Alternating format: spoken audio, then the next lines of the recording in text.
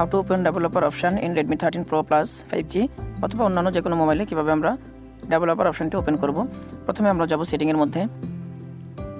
সেটিংয়ে আসার পরে আমরা আগে চেক করি আমাদের এখানে আছে কিনা। চেক করার জন্য আমরা যাব আপনার ফোনের সেটিং থেকে এবং ফোনে দেন হচ্ছে এখানে এডিশনাল সেটিং আমরা ক্লিক করব। এডিশনাল সেটিংয়ে ক্লিক করার পরে আমরা নিচের দিকে আসি। নিচের দিকে আসলে আমরা এখানে OTG enterprise mode account setting ইত্যাদি লেখা আছে।